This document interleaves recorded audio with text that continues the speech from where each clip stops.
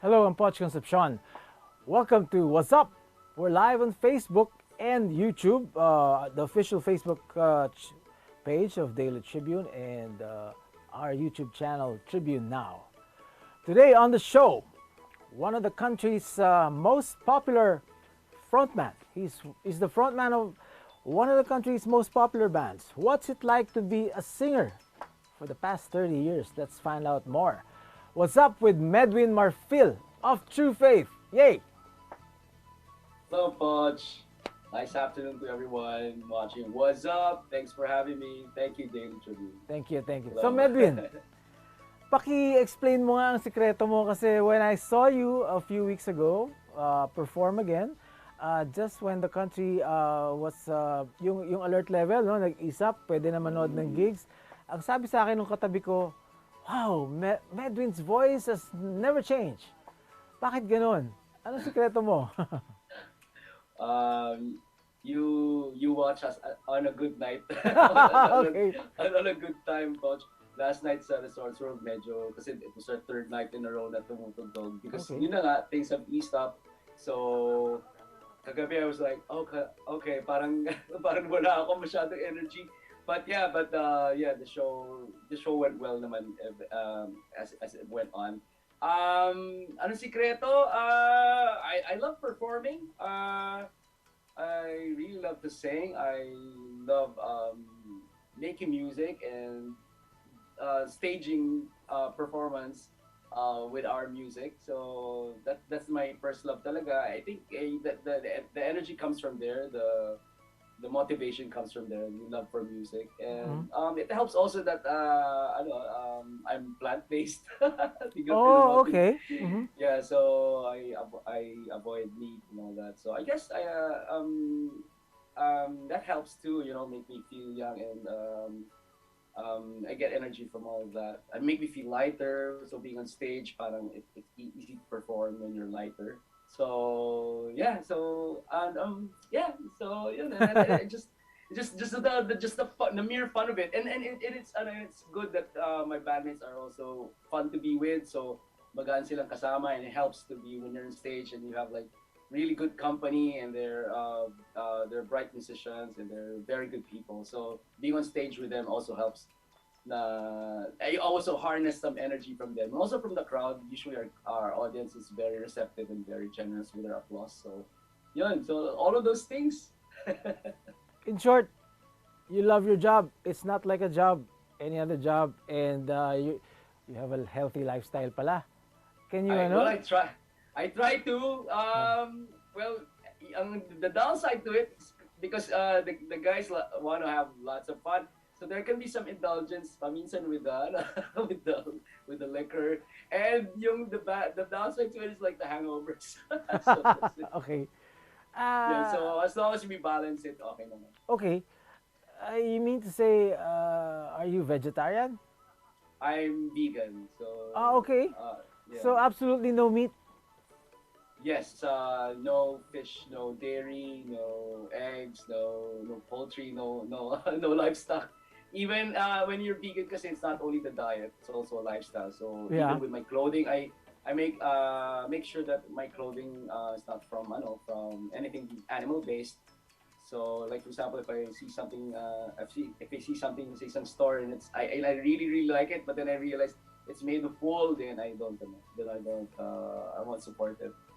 Since when did you turn vegan? 6 years na, Poch. I think this year I'll it's my 6th anniversary as a vegan. Also, Mhm. you showed that picture of Jugs. I think si Jugs as well tries to Talaga. avoid meat. Just Okay. flash, you just flash our picture together. So Oo. I think he tries to avoid meat as well. But it doesn't say na he's vegan. What's the big difference? I mean, the biggest difference of this lifestyle of yours. Um, pinakamagandang effect talaga is health-wise, you know. I already felt na there were changes to how I overall alam mo yun, overall health ko kasi uh, in the early 2010s I was experiencing a lot of anxiety, Mm-hmm. ganon, panic attacks, na parang sometimes it did come on stage when I'm walking the mall na random much. Parang suddenly everything just felt so bad and I don't know why. Mm-hmm. And then probably because everything's connected the way they say that your body's is a system that's interconnected with everything in all aspects like emotionally, mentally, so um na discover ko din na I had high cholesterol, blood Okay. pressure was always haywire, Mm-hmm. and going vegan really helped. And that wasn't even that wasn't even the hindi yun yung nag-push sa akin to go be vegan. It's more really like animal welfare talaga yung number one reason kasi I Mm-hmm. saw videos of how factory farming is, how food is made. So that motivated me to go vegan. Tapos parang plus side na lang yung sa health. And of course, they say that being vegan is like the single most effective way that you can do personally to help the environment, to eat, to mitigate the bad effects of animal agriculture. So Mm-hmm. you're saying it's just one person, ikaw lang mag-isa yan eh. Is that will that actually make an effect? It does, because if you start with yourself and you influence other people to go do the same things, and it does it nagko-compound siya and it helps. Ang I sabi believe so. nila, ang public perception is that pagka hindi ka kumakain ng meat, Mhm. yung energy mo maapektuhan, bababa ang manghihina ka, in short. Pero napanood kita sa Winford, pareho lang eh. Di ba?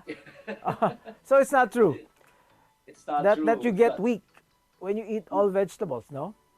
That's not true. That's not My true. dinner, that's not true. My dinner that night was tofu and broccoli, which by the way is very good at Winford. Yung broccoli garlic dish nila, tsaka yung tofu nila, it's this big tofu nila masarap. That was my dinner, and I also ate veggies prior to going to Winford that day. Veggies din ako, I don't take dairy and eggs and all that. It's a real big misconception na sasabihin nila to just eat plants na talagang you'll go weak, na you'll be a skinny hippie. Alam mo yun? There are a lot of vegans here sa Philippines, and they bulk up, you know what I'm saying?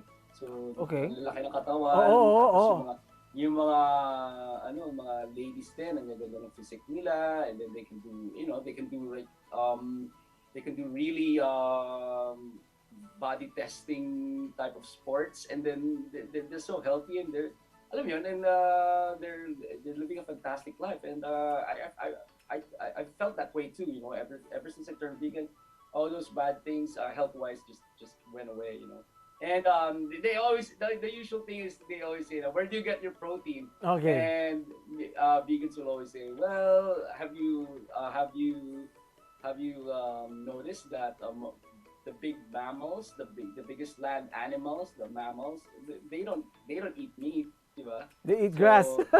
They eat grass. So sabi nga nila na parang I want to eat, kasi there's a masculine perception kasi of it din with eating meat, So parang sabi nila, I want to eat meat and steak because I want to be as strong as an ox. Mm-hmm. Completely forgetting that the ox gets protein and energy from plants. Yeah. So, yeah. They eat grass. Yes. Okay. All right. Meds, Truefaith, Yes. hindi nagpahinga ang Truefaith since it was formed. Never took a break all these years. Never took a break. We just pag pinari, we're not promoting anything. hindi kami nakikita sa TV, that's when people say, oh, nawala kayo kasi Oo. people, alam mo dito sa Pilipinas, pag hindi ka nila nakikita on TV, they'll say, ay, mawawala na sila, something like that. So, that usually happens pag wala kami pinapromote na album or gano'n, Oo, na oo. do the rounds of TV. Mm. So, we never really took a break, and talagang I never had a proper vacation na talagang took a break talaga, ako personally. Kasi tuloy-tuloy, ito rin kasi naman ang talaga, bread and butter ko. So, I get vegan butter, by the way. So, so, so we get that's where my income comes from. So talagang continuous yan, ganun. Which is I'm not complaining kasi, I'd rather do this than do other things, because this is really what I've grown accustomed to over the past 3 decades. Tapos, but you know what? Not to be insensitive or anything, but when the lockdowns happened, it was a really good break for Okay. me as a person, that did a lot of introspection and all that, did a lot of realizations. And the lockdowns did, yung sinasabi nila that the earth was healing because of the lockdowns. Ako personally, I think I was healing too. So, got to relax, Kasi nga last date nga kasi nag-cover kami bro I Still Haven't Found What I'm Looking For ng YouTube. Okay. At nung Sunday night dun sa Manila Polo Club, the reason why hindi kami nakasama dun sa Pasig Rally was we were at Manila Polo Club for a birthday party. We sang a couple of YouTube songs, and then abot na abot ko. Pero kagabi, I was like, oh my God, parang pinapalseto ko na lang yung mga pasigaw dun sa verses ng kasi inano namin yung key ginaya namin sa album talaga, album version ng YouTube. So parang, oh my God, parang hindi ko ata kaya, pero we were right in the middle of the song when I felt that, So parang I told the audience na parang, you know what, kasi because the restrictions because of COVID have eased, parang every week na parang dumadami lagi. And suddenly I'm like, okay, I'm kind of I'm already missing not doing anything at all for a week or so. Okay. So, just being like talaga, being lazy. I suddenly missed it. Which I shouldn't be saying that to people kasi baka mamaya pauwiin yung mga gigs natin. All right. What's up? We'll be back with Medwin Marfil of Truefaith after this short break.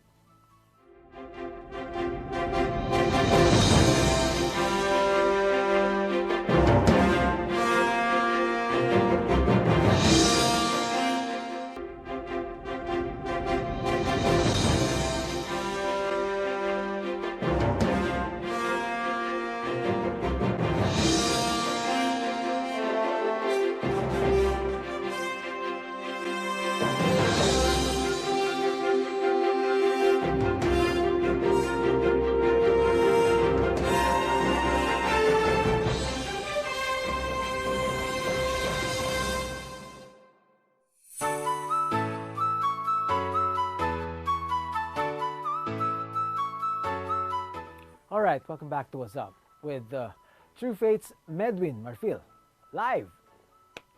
Meds, Again, what's that? let's go back in time, right from the beginning. What was your earliest memory of music? Paano ka nahilig? Natatandaan mo ba nung bata ka? I remember we lived in Bohol kasi taga Cebu kami. Okay. My father's from Antique, my mother is from Cebu. We lived there until I think I was like 2 years old. Tapos, kasi ang father ko si engineer, so he worked for CBCP, the government construction company. So he was stationed sa Bohol. Okay. So from Cebu, we took a ferry ride. We visited him sa Bohol.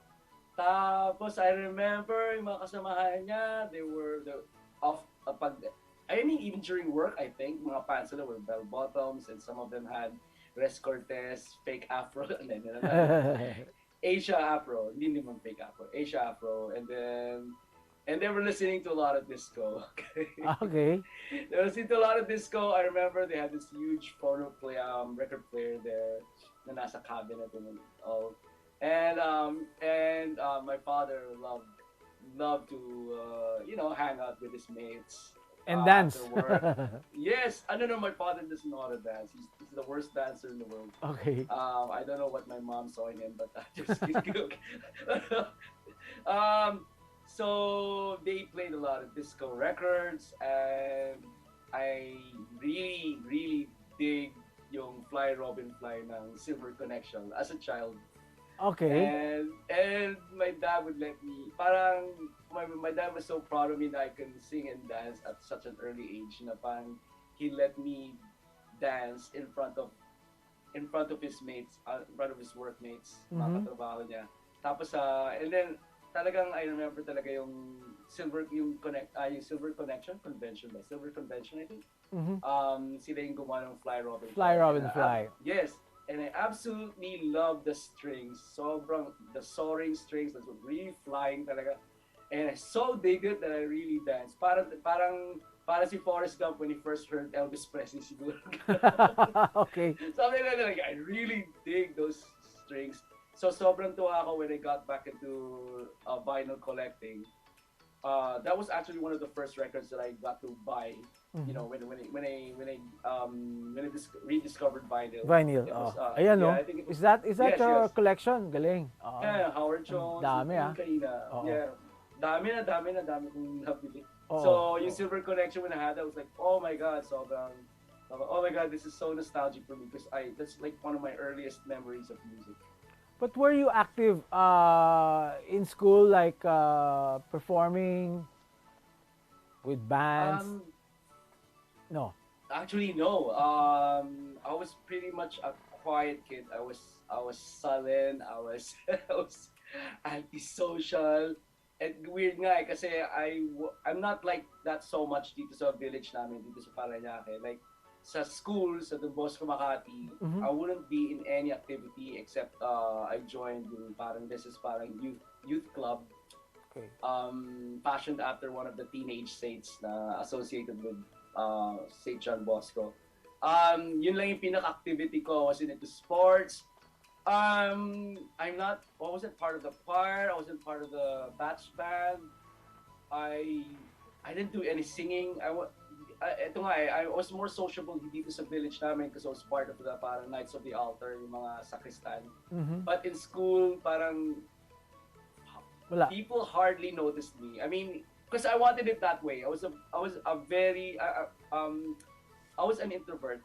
I could still, I still feel like, I believe I'm partly still an introvert. People don't see that because I'm very madaldal pag in public during a Truefaith gig. But I was really an introvert na person. So when my batchmates saw me on TV singing when Perfect debuted and we were doing the rounds of TV already promoting Perfect, parang nagulat talaga yung mga batchmates ko. They were, di ba si Medwin to? Di ba batchmate natin to? Kumakanta pala yan? Hindi nga nagsasalita yan at school. Okay. Ako rin, personally, ang memory ko sa Truefaith, sa radio. Perfect. But how did it come about? When was Truefaith formed? Yeah, so I was in college na. From main campus, lumipat ako ng College of St. Binion. So, I was like in one of the earlier batches ng College of St. Binion. Okay. Yes, it used to be night school sa main campus. Sa tapat ng LaSalle Taft. Yes, and then nagkaroon ng building, and then became a proper college na, so to speak. So, night school pa lang siya sa LaSalle Taft. Okay. Night school siya, and then it evolved into a proper college na may sariling building na siya right across, right? Yes. So, from main campus to College of St. Benilde, I was in a band with my older brother, and pag meron kaming na-compose a song, we'd record them, and those songs, name of the band was Strictly Confidential. Sorry about the name, it was it's corny. So kasi parang, what's the name of your band? Strictly Confidential. Oh, okay. Why won't you tell me? It's Strictly Confidential. Parang corny. My older brother thought of that. Okay. Anyway, so may mga songs nga kami, demo songs na got played on NU107 and 99.5 RT. Tapos in one of those recording studios, Fullerton, dito sa may Ross Boulevard, near LaSalle, Yeah. Nag-record kami ng isang song. And then yung parang ano doon, yung parang studio engineer doon, si Octavio Arizala, who's half Chilean, Filipino-Chilean siya. He said na parang, hey, parang your voice can resemble a lot of people. Sabi niya, a lot of his idols. So sabi niya, why don't you, do you want to sing part-time? Because we have this multiplex business. So yung business pala dun sa Fullerton is gumagawa sila ng mga -1, mga multiplex tapes, bro. Pang -1. Tapes. I think ka Tommy. May guide voice. I think ka Tommy. Yes. Okay. Kay Tommy Tanchanco. So Alright. that's how I met Tommy Tanchanco. And then doon nabuo, bro, yung Truefaith. So a former bandmate of mine from the previous band was also working there sa studio. And si Francis Guevara, Yes. his name pala si Ferdy, yung bandmate ko na yun, who passed away 3 years ago, so bless him. Si Francis Guevara, so the three of us, we were working in the studio, and we thought we were thinking of, being in a band and making songs. So that's what we did. Pag wala kami ginagawa, nagko-compose kami dun sa studio, and one of them was Perfect. And we recorded the songs Fullerton, and it was like 1991. Okay. Na-record na yung song. Pero parang it took a while bago ko nagawan ng I stopped being lazy and go to 99 Point Poverty to send the demo. It was summer and FBR just won. So FBR just won, I submitted the demo. And yung nakatanggap ng demo, isa sa mga idols ko na DJ, si North Andrew. Si North ba? Okay. Si North na nakatanggap. And then, buti na lang, bro, na he was, it could have gone another way, na tipong tinamad siya, just placed it somewhere, got misplaced. Alam mo yun, pwede mangyaring ganun But he actually did give it to, or somebody, when we probably just, probably said it to somebody's staff na, hey, check this out, you might be interested in playing it. And yeah, they played it eventually. And after like a week of being on their playlist, nag-top 40 siya. So, okay. Naging radio hit. Yeah, naging isa station nila. Tapos, nagano pa nga parang it went to number 2 agad. Pero hindi kami makapag number 1 dahil kasi Mariah Carey's unplugged version of I'll Be There by the Jackson 5, by the Jacksons. Nag-number 1 for weeks. Nanda sa number 2 lang kami. And it eventually lost steam and went down. Nung bumagsak na, sabi ko, okay, at least number 2 siya, gano'n. Biglang naisip ko na lang, one time doon sa recording studio sa Fullerton, kila Tommy, na parang, wait, I heard Ferdy kasi strumming it on acoustic guitar. And nauuso nga nung time na yun yung unplugged, di ba? So parang sabi ko, oh, that sounds good. Perfect actually sounds good with just the acoustic guitar. So ni-record namin and we submitted it again sa RT. This time yung acoustic version. This time, bumalik na siya ulit sa top 10. Okay. So magkaiba. The original version was the demo. And then, yung number 1 siya for 10 non-consecutive weeks. That's when, it really blew up. And then record company people were looking for us. So, narinig ko sa RT na parang si Vincent Price. Sa parang ganun. Is anyone, if you're Truefaith and you're listening right now, please call me here at the office because I want to get in touch with you. I want to talk to you. So, kaya tinawagan ko si Vince. And yun, so naging manager namin si Vince and si Teddy Dago. Siya nag-offer. Yeah. And I remember Vince introduced me to you. That's how I met you, bro. And you were, I think, managing the youth and Yano. I think the Y bands, right? Yano lang. Saka si Pepe. Okay. Yes. So, timing 90s, you became a band. You formed in Truefaith nabuo na. Nabuo siya, yeah. Noong 1992, by the end of 1992, we had to like really, kasi tatlo lang kami. Yes, sa studio namin, kayo. Parang studio band lang, or if ever we play live, parang puro machines lang, parang Depeche Mode, gano'n. But sabi nila, we decided na, no, we need a drummer, we need a bass player. Yes. So, nabuo yung banda with June Dizon on drums, Easer Pastor on the electric guitar, and then si Carol Campos on bass. And then, kasi we were getting invitations from schools to play, so I remember we played at sa UP Ecosok. And Okay. that was a fun night. And then, we signed up with Octo Arts early 1993. 93 na. Nilabas, yes, 93 na, tapos nilabas na yung album. And kaya pa, isa rin yung reason kaya kailangan namin ibuo yung banda ng 1992. Kasi yung side A, umalis na sila sa Faces kasi naging parang bahay nila yung parang home base nila yung Faces dun sa De La Rosa Street sa Makati. Okay. And then kasi talagang they were really becoming huge na kaya parang Sikat na side. Yeah, yeah, they didn't have time anymore to do the weekly thing sa Faces. So parang kami na yung kami pumalit sa kanila on Wednesdays. Wow. So, yeah. So, yun. So, parang doon din kami na, parang first taste namin of actually being in a pesto situation. Kasi every Wednesday kami sa Faces. So, that's the reason why talaga kailangan buuin na namin by the end of 92. Then, yeah, eventually, there were a lot of record companies looking for us and a lot of though, there were a bunch of record companies looking for us. And then, we eventually signed up with Octo Arts. Meds, what was it like? Okay, parang wala sa plano, bumuo ka ng banda, kailangan yung tumugtog. Yes. So, paano? Did you have a hard time adjusting? Did you realize that, wow, this can be my full-time thingy, my career? Anong mga pumapasok sa isip mo ng mga panahon na yun?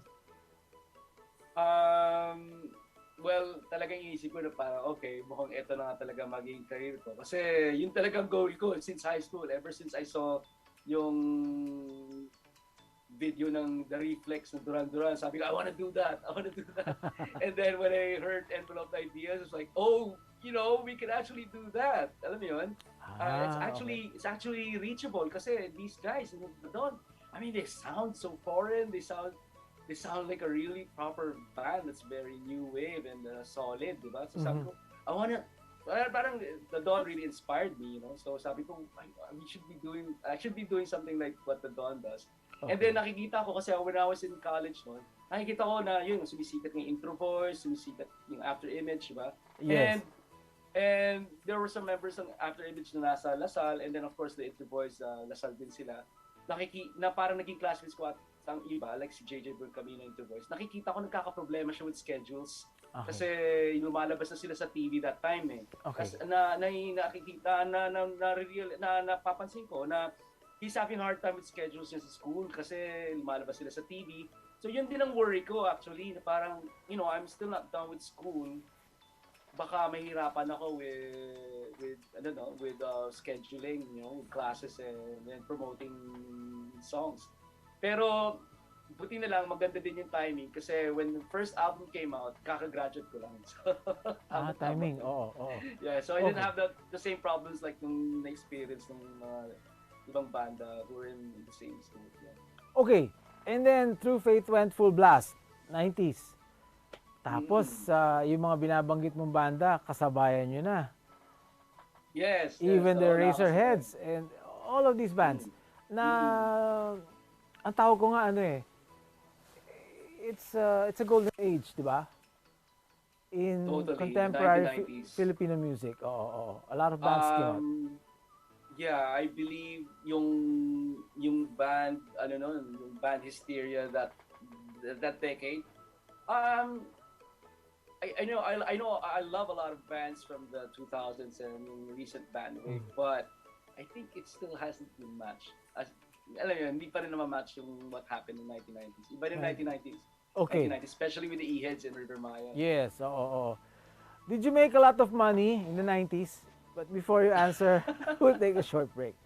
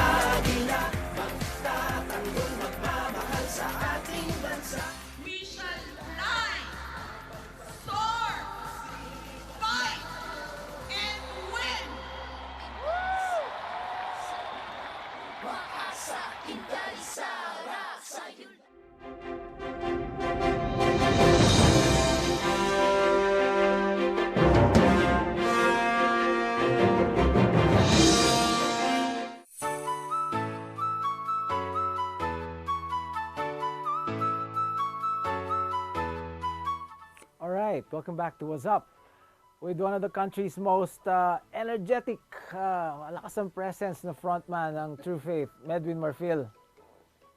So Meds, again, okay, so ano, did you become a millionaire in the 90s?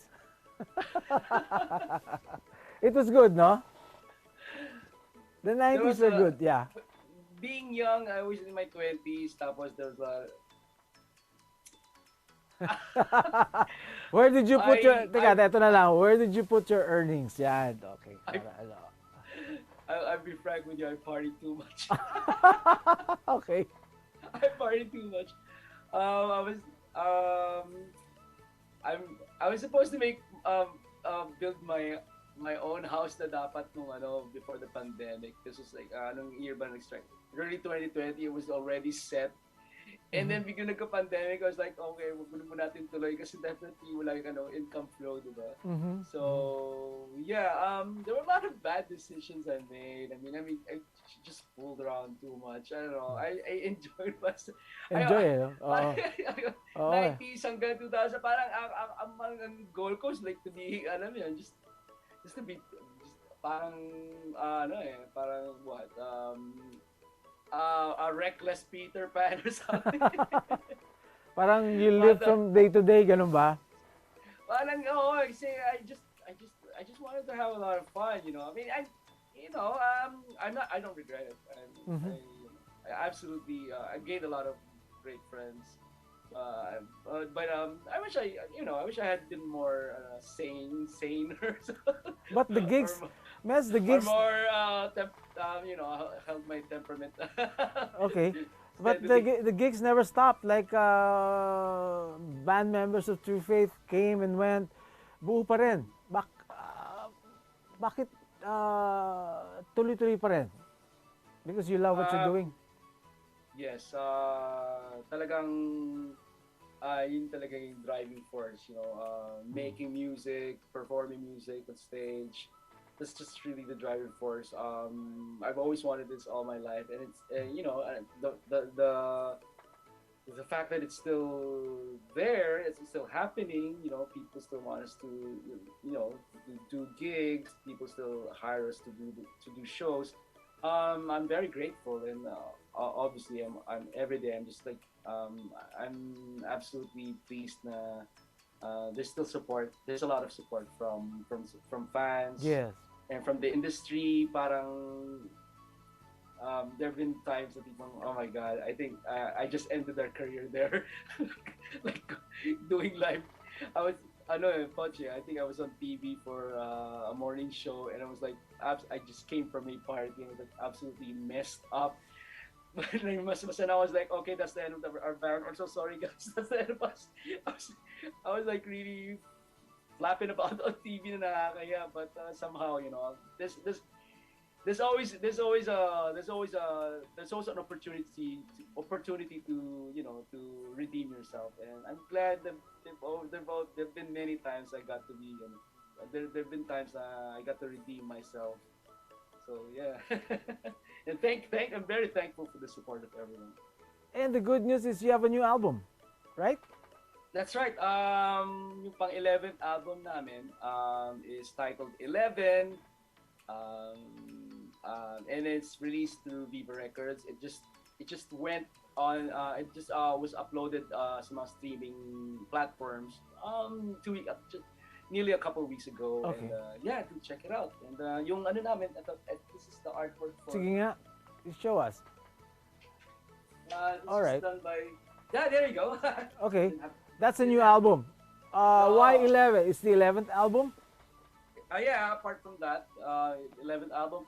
Parang also there's this thing about it, diba? Parang they're saying, I'm not really. I used to be a advocate of a lot of new age stuff, but parang sabi nila there's a certain mystical 11 has a certain mystical property that alam mo yun, that can be a bit magical and all that. Okay. But for me, 11 is it just keeps popping up everywhere, and I was thinking na parang I don't know if it's a sign or anything.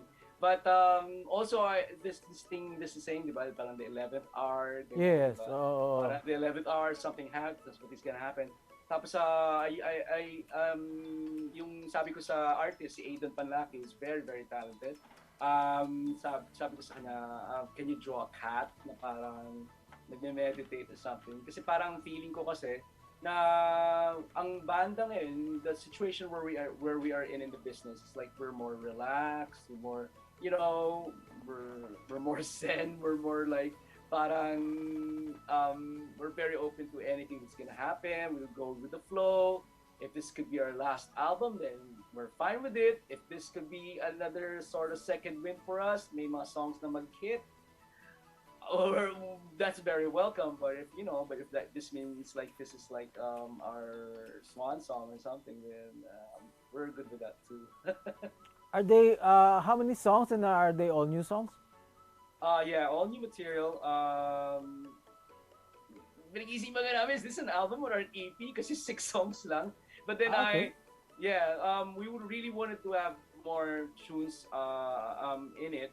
Baka eventually we'll add more kung magkaroon ng deluxe version of it.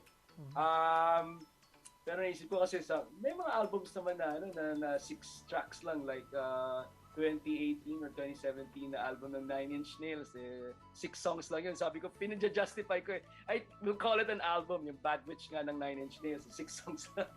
so yeah. Alright, let's talk a bit about your songs. Can you name me 5 of your favorite songs and tell us how you wrote it, or what was the idea behind it? Okay, kung okay lang sa'yo. Kung okay lang sa'yo. Yeah, it's one of our most requested songs. Mhm.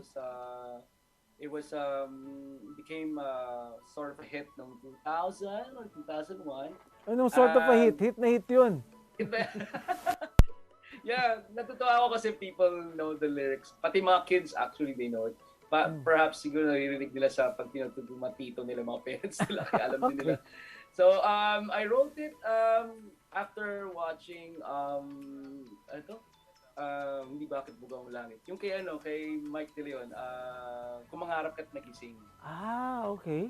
Gusto ko yung Joey's song. That's the title of the song. Yes. Oo. And I was thinking, I want to write something akin to that vibe, akin to that tema and aura. So I wrote that because of that. Muntik na Mabot ang Langit. I wrote it on we were up in Tagaytay, and we were celebrating yung release ng first album. And the song came into my head in one of those Tagaytay outings namin. So I guess yung pagka the way Tagaytay is so near to the sky, I think it lended that the feel to that song. How Much I Feel is like one of my favorite songs. Okay. It's from the first album. I wrote it whilst parang traveling. I have a lot of friends, mga barkada ko sa Central Luzon, barkada ko sa Lasal. And so we did a lot of traveling sa NLEX, and How Much I Feel was inspired by those road trips na yun. Alright. Tatlo na yun. Tatlo na. Yung isang song namin from Sentimental, yung pinaka ng Backspacer. Oh yeah, I have that. Thank you, ha. Oh yeah. I gave you one, Poch. So, yung isang song dyan, yung Uwian Na, gusto ko siya kasi gusto yung groovy na beat niya, tapos yung lyrics, yung lyrics, the story pertains to a love affair that's weathered the years. Okay. And still remains solid. So my lyrics there may nostalgia about going telebabad, being in college, going to gimmick na sa lugar na hindi maingay, hindi gimmick pero hindi maingay. Parang mga ganun, parang siguro hindi maingay nun, parang yung mga reasons, hindi maingay sa reasons sa peps. Okay. Pero parang ganun, since nostalgia, so I love that song. So that's the fourth one, right? What else? Song. I have a lot of good. I have a lot of favorite Truefaith songs that didn't really make the cut. I mean, didn't become singles. Okay. I'm more proud of those songs na hindi naging singles. But I'm thinking of one right now. Um, jeez. It's a song sa Build out of 1995. It's called Buildings. Mm-hmm. And I remember kasi sinulat yun nung music, sinulat ng drummer namin, yung former drummer namin si June Dison. I think inspired siya by, he was listening to a lot of Seal during that time. So, medyo yung song was fashioned by listening to Seal. And I love the lyrics. It's about a loved one expecting so much from you, but you can't keep up. And I think it's one of my best lyrics. So I dig that song. Buildings from the third album. Okay. There was this video a few weeks ago. Kumakanta ka sa Bulacan. Okay. You were singing this Truefaith hit, Dahil Ikaw. Dahil Ikaw.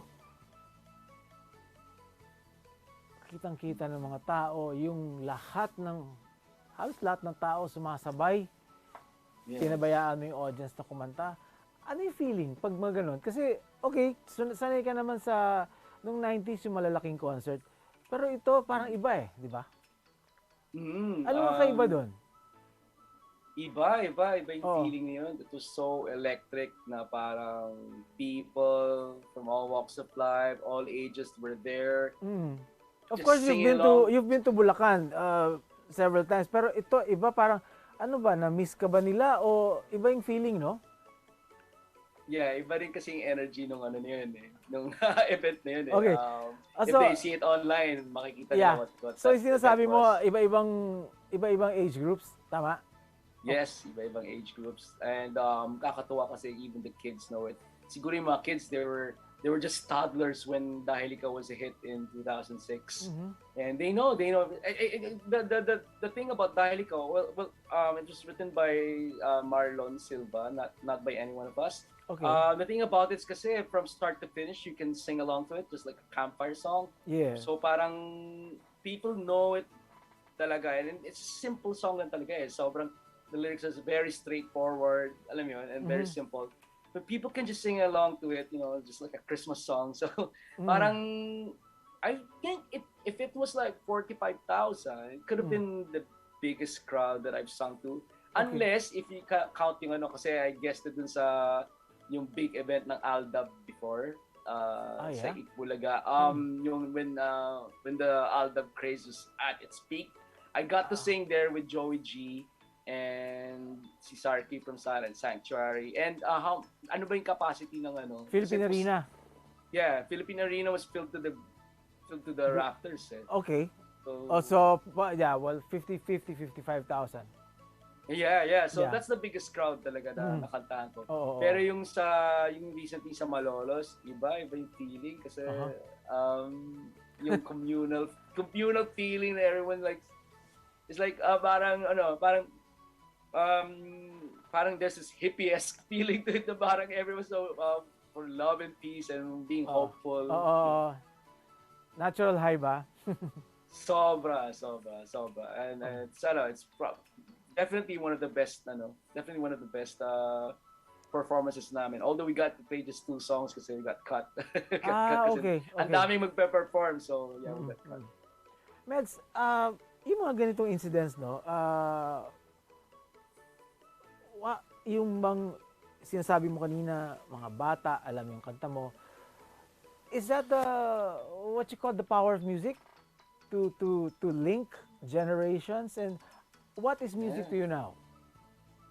Looking back. Yeah, definitely it's the power of music. I mean, when we were kids, diba, parang when we first discovered the Beatles, it was like, wow, these guys, they just totally rocked my world, discovered every album of theirs, every song, parang little by little, I got to piece their musical history, their discography, and you're like, I wish I was already a music lover when they were still together. And somehow that connects you with a different generation. Somehow, the power of their music hasn't lost their magic, and that's just how music really is. It connects people. It connects people.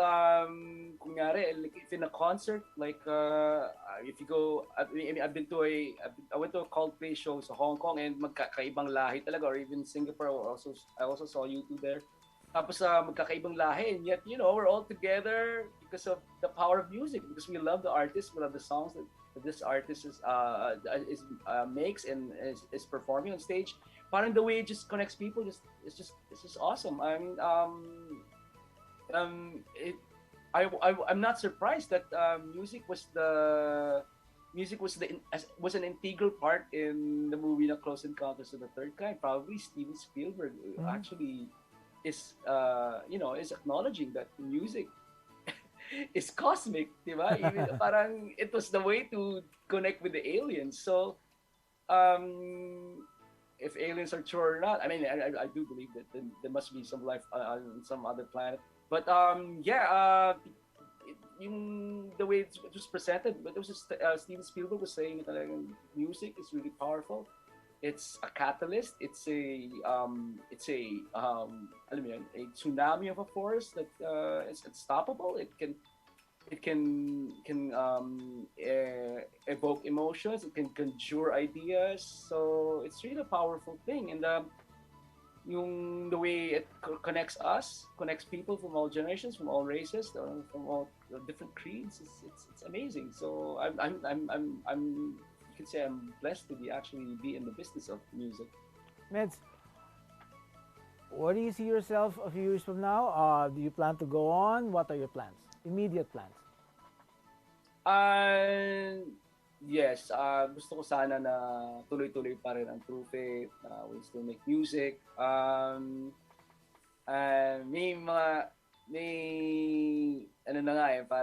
may talks na nga kami to kung hindi i-renew ng Viva, baka may gustong kumuha na rin sa amin. So, parang, wow, galing, ganyan. Parang nakakatuwa naman na parang they still think na viable pa rin kami as a group. Okay. So I want us to continue. And kung kasi may mga nag-migrate na, yung manager namin, si Andy, is migrate to Canada, then yung lead guitarist namin, baka mag-migrate na rin to Canada. There's also I also have personal plans of actually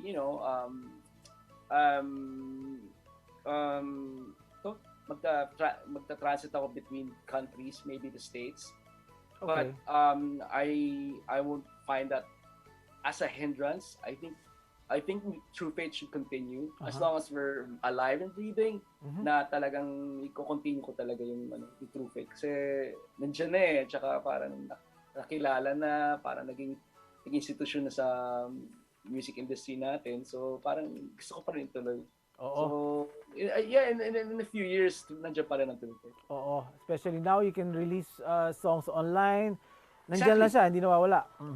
We can connect. Actually, Yes. kung yung mga kabanda namin, if si Alan nasa Canada, we can still make music actually. Batuhan lang ng files. Okay. Medwin, where can people watch you now that the gigs are back?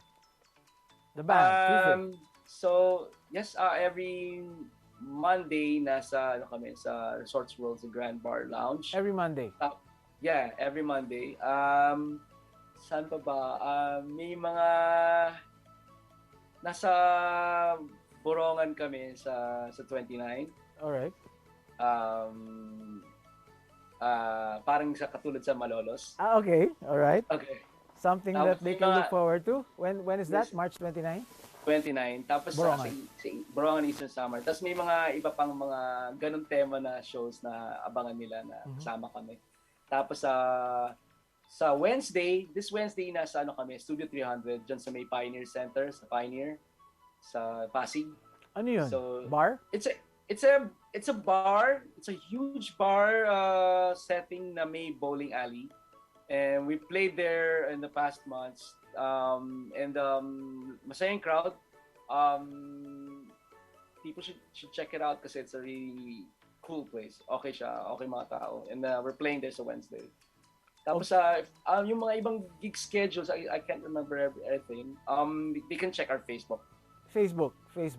Yes, Truefaith. Truefaith Facebook.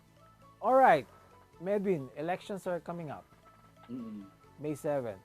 Invite mo naman yung mga kabataang tulad natin. Hindi. Ano muna natin? Yung mga Gen Xers muna tsaka Boomers, make the right choice. Okay. And please vote. Sabi nila, it's a trite line, but it rings true, especially now. Vote wisely. Suriin na mabuti yung mga records ng credentials records, mga achievements ng mga kumakandidato for president and vice president. Sana po maging mapanuri tayo, maging discerning tayo. Let's exercise our utmost judiciousness and fairness, and step back from all our biases and preconceived notions, and really examine the candidates very well. Wag yung magpapadala lang tayo kung sino ang, alam mo yun, laging nakikita sa social media, gano'n. Talagang alamin talaga natin kung sinong karapat-dapat. Sana po maging mapanuri tayo and judicious, and let's be intelligent voters. And siyempre yung mga kabataan, lalo na yung mga kasi siyempre nabalitaan natin na grabe yung mga first-time voters na nag-register. Please exercise your right to vote. If you want to change the country, this is perhaps one of the best ways, probably the most effective and sacred way to instill change sa society natin. Please go out and wag isayangin yung pag-register nyo. Make sure to go vote on May 7, and yes, vote intelligently and wisely. All right, Medwin, Marfil, Yes, Filipino sir. artist, keeping the faith, true faith, more power. Salamat. Thank you, Poch. Thank you, people behind Wazzup and Daily Tribune. Keep the faith indeed. Take care, everyone. All right. Salamat, Poch. Okay. This has been Pocholo Concepcion of Wazzup. Catch us every Tuesday, 2 p.m. on our Facebook page and on YouTube, Tribune Now. Keep safe. God bless.